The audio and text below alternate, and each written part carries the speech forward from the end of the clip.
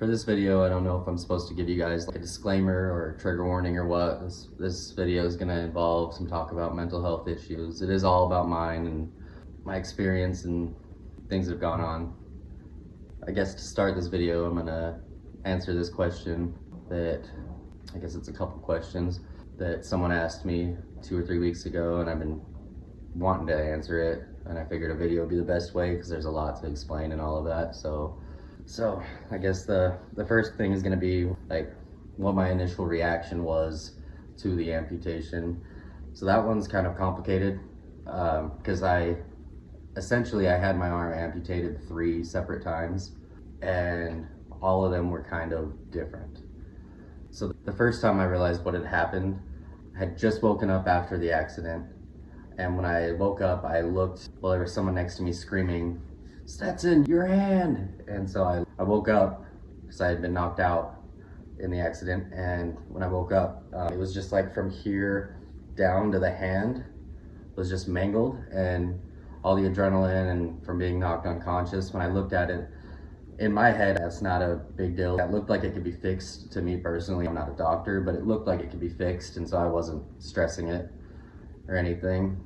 And so there's that. And in the accident, I also broke my back, which I didn't notice at the time. Obviously, I didn't notice it because when they were life flighting me, I kept trying to sit up, and they kept trying to push me back down. They're like, "You can't be bending like that. We think something's wrong with your back." And I kept trying to sit up, and I'm like, "Bitch, I've never been in a helicopter. I want to look out this goddamn window." But so that was the first amputation of the arm. And then when we got to the hospital, by the time we got there, I was unconscious again. And then they had woke me up to let me know they probably weren't going to be able to save the hand. I don't remember saying anything about it or anything. I remember I gave them my mom's phone number because for some reason that was the only phone number. That was the only thing I could think was to give them her number, which luckily was right because nowadays we don't even, all the numbers are just saved. We don't even have them memorized, so I'm glad that was memorized somehow. But so then I woke up from that surgery, and it was cut off about right here. And so I still had the elbow and everything. And that's when I woke up from that one, and I was all wrapped up and everything, and they had told me that I did still have my elbow. But at the time, I was all drugged up from morphine and whatever else they give you during crazy surgeries, plus the accident messing with my head. So the surgeon came in, and he convinced me that it would be easier for me with prosthetics if they took the elbow, which now I know is a lie. Now that I have years of experience as an amputee, I'm fully aware that that is a lie, and the more joints you have, the better for prosthetics.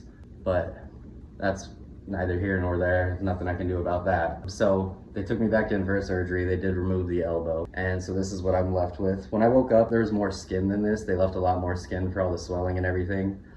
But at that point, like I said, they had me drugged up on all kinds of things in the hospital, and I didn't really care. I didn't care about anything at that point. My life was over in my head. That Stetson died a long time ago. Who cares what happens to that guy? So that was my initial reactions to the amputation. I did go back in later and get a revision surgery to get some of that extra meat off of the bone because it just looked bad. It was all saggy and hanging down. So that was really my initial reactions to the multiple amputations.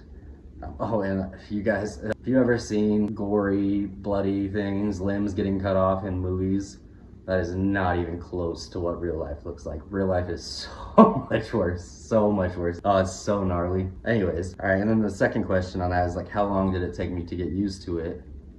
And I am still getting used to it. If I trip, instinctively, I still try to catch myself with this hand. I've fallen up the stairs and tried to grab the railing with this hand and just went face first into the stairs. My brain still thinks it's there. I can still feel the whole arm. I can feel my fingers, and these muscles, I can even move them as if the phantom limb's still doing things. If I were to bend my invisible elbow, that's how the muscles react. Or if I'm trying to clench something with the invisible hand, that's how they react. I can still feel the whole thing. That's never gone away. I don't think that ever will. That's fine though. It just always feels like my arm is asleep.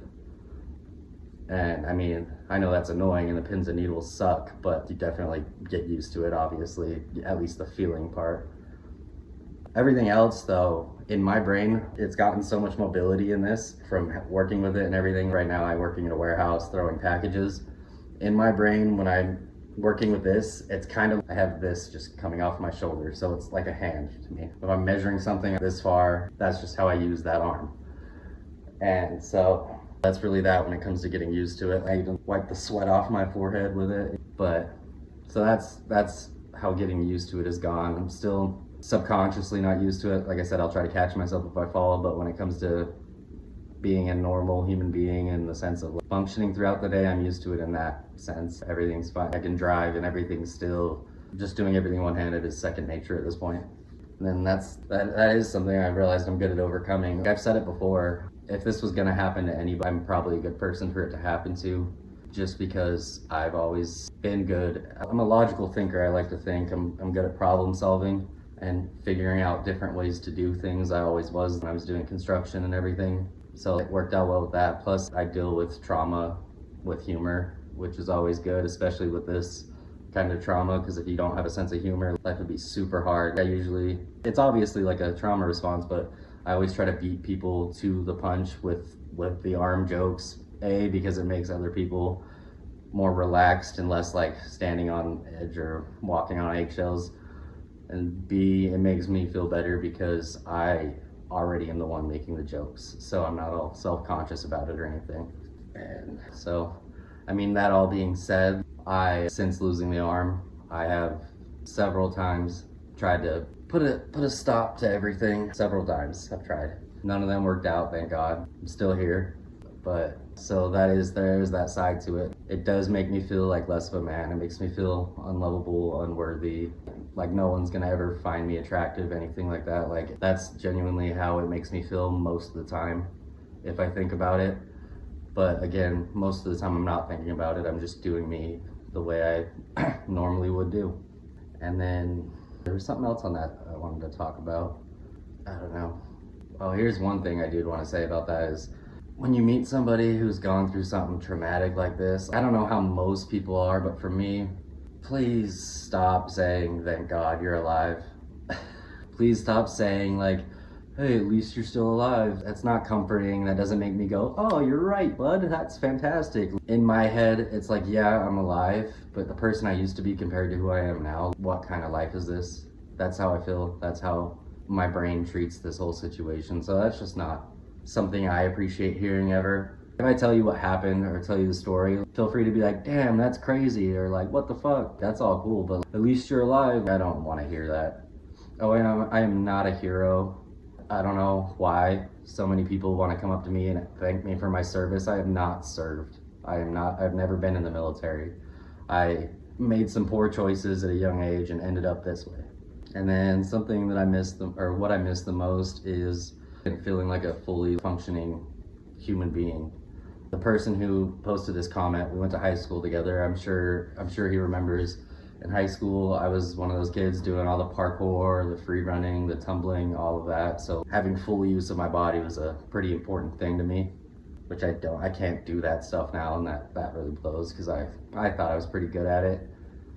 Now if I get on a trampoline and try to do a flip, this throws the equilibrium off, so I'm like start twisting in the air on accident. But there's that, and then another thing is I've always been pretty big into art, and I really wanted to be a tattoo artist. That was my goal career for the longest time, and it's just something that doesn't feel attainable now. It was already hard enough before. Granted, I didn't ever really try, just because you have to get an apprenticeship and all of that, but now it just feels like it would be impossible to even get a tattoo artist to look at me and be like, I'll give you a chance. So there is that. I think that's pretty much what I've got for you guys on this topic for now, at least. I guess if you have more questions or questions that I didn't answer, feel free to comment them below and ask them. And then remember to like, follow, subscribe, hit the share button. I don't know, maybe there's somebody out there that needs this. Thanks.